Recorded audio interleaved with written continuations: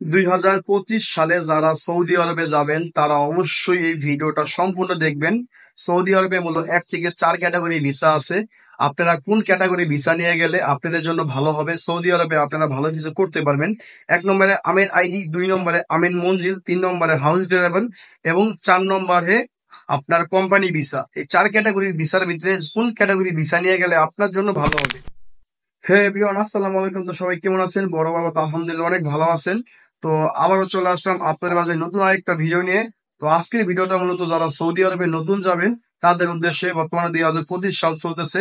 তো 25 সালের মধ্যে আপনি সৌদি আরবে মূলত 1 থেকে 4 ক্যাটাগরি ভিসা আছে। আপনাদের কোন ক্যাটাগরি ভিসা নিয়ে গেলে আপনাদের জন্য ভালো হবে, এই ভিডিওটা সম্পূর্ণ দেখলে আশা করি আপনারা বুঝতে পারবেন। তো প্রথমত 1 নম্বর যে কথা বললাম, 1 নম্বরে মূলত আমেল আইডি ভিসা, আর 2 নম্বরে মূলত আমেন মঞ্জিল, 3 নম্বর হলো হাউস ড্রাইভার, আর 4 নম্বরে মূলত কোম্পানি ভিসা। তো এই 4 ক্যাটাগরির ভিতরে আপনি কোন ক্যাটাগরি ভিসা নিয়ে গেলে সৌদি আরবে আপনি ভালো থাকবেন এবং ভালো কিছু ইনকাম করতে পারবেন? প্রথমত আমেল আইডির কথা বলি। শুরুতে আমেল আইডি ভিসা যদি আপনি সৌদি আরবে যান তাহলে আপনি কি কি সুযোগ সুবিধা পাবেন? আপনি সব জায়গায় কাজ করতে পারবেন। এক কথা যারা ফ্রি ভিসা বলে, ফ্রি ভিসা বলতে কোনো সৌদি আরবে ভিসা হয় না। বাট আপনি যদি আমেল আইডি ভিসা নিয়ে সৌদি আরবে যান তা আপনি কি কি কি কাজ করতে পারবেন? সব ধরনের কাজ আপনি করতে পারবেন। 1 নম্বর দর্জি কাজ, কনস্ট্রাকশনের কাজ, বোরকার কাজ এবং বিভিন্ন ধরনের কাজ আছে। আপনি কোম্পানি, এই যে আমেল আইডি ভিসায় গেলে আপনি কোম্পানি ভিসাও কাফেলা হইতে পারবেন। কাফেলা হয়ে তার আন্ডারে কাজ করতে পারবেন। যে কোনো কাজ, যে কোনো কোম্পানিতে আপনি কাফেলা হতে পারবেন যদি আপনার আমের আইডি ভিসা নিয়ে যান এবং আগামা যদি মেয়াদ থাকে। আর যদি আপনি 2 নম্বরে যেটা আমেন মঞ্জিল, তো আমেন মঞ্জিল ভিসায় গেলে আপনি কি কি মানে সুবিধা পাবেন এবং অসুবিধা আপনার জন্য হবে।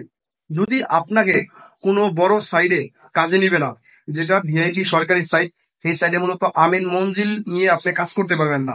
বড় বড় সাইডে কিংবা ভালো ভালো জায়গায় আপনি আমিন মঞ্জিল যে বিষয় যাবেন আমিন মঞ্জিল, এই বিষয় নিয়ে মূলত আপনি এখানে কাজ করতে পারবেন না।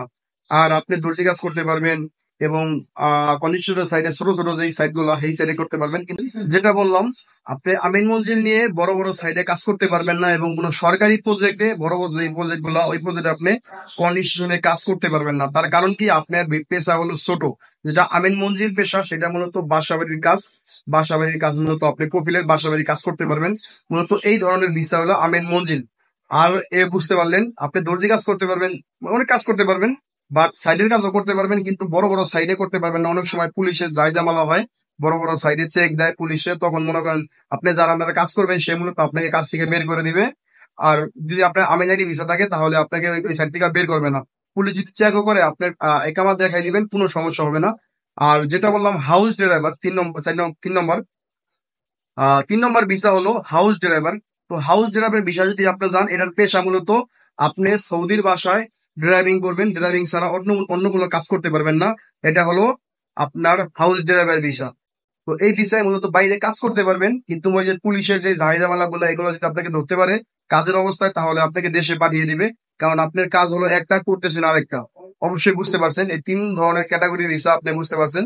তো আরেকটা হলো কি আপনার কোম্পানি ভিসা। কোম্পানি ভিসা হলো গিয়া কি, আপনি কোম্পানির আন্ডারে কাজ করতে হবে, কোম্পানির বাইরে আপনি কাজ করতে পারবেন না। যদি কাজ করতে হয় তাহলে আপনি অবৈধ হয়ে কাজ করতে হবে। অবৈধ ছাড়া আপনি কোম্পানির বাইরে কাজ করতে পারবেন না। যেরকম আমি আমি কিন্তু সৌদি আরবে গেছিলাম কোম্পানি ভিসায়, তারপর ওইখানে কিছু সমস্যার কারণে আমি বের হয়ে গেছি। মানে সৌদি আরবে আমি যতদিন ছিলাম অবৈধ ছিলাম। তো অবৈধ থাকার কারণে আমি কনিষ্ঠ সাইডেও কাজ করছি, বাট বড় বড় সাইডে আমি বড় বড় প্রজেক্টে কাজ করতে পারি নাই। এটা ছিল আমার ব্যর্থতা, যেহেতু আমি অবৈধ ছিলাম। আর মূলত আমি দর্জি কাজগুলো সবচেয়ে বেশি করছি সৌদি আরবে। তারপর আমি মেলায় কাজ করছি, মানে বিভিন্ন ধরনের কাজ করছি, বাট আপনি বড় বড় সাইডে আমি কাজ করতে পারি নাই কারণ আমার একামা ছিল না, এই জন্য আর কি।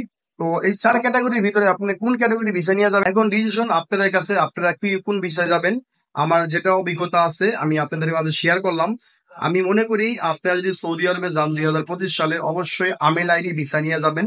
তাহলে আপনাদের জন্য অনেক অনেক ভালো হবে এবং বড় বড় সাইডে কাজ করতে পারবেন, সব ধরনের কাজ করতে পারবেন এবং ভালো স্যালারি আপনি মাসে ইনকাম করতে পারবেন যদি আমেল আইডি ভিসা নিয়ে যান। আর যদি এই যে আমেল মঞ্জিল, হাউস ড্রাইভার এসব ভিসা নিয়ে যান তাহলে পুলিশে ধরতে পারলে আপনি কাজের অবস্থায় আপনাকে অবশ্যই দেশে পাঠিয়ে দিবে। আর যারা এই যে আমেল আইডি ভিসা নিয়ে যদি দর্জি কাজ করেন, এটাও সমস্যা আছে। নেক্সট কোনো ভিডিওতে আমি ইনশাল্লাহ শেয়ার করব। যে আপনারা কমেন্ট করে জানতে চান এবং কোন বিষয়ে ভিডিও চান সৌদি আরবের, অবশ্যই জানাবেন কমেন্ট করে।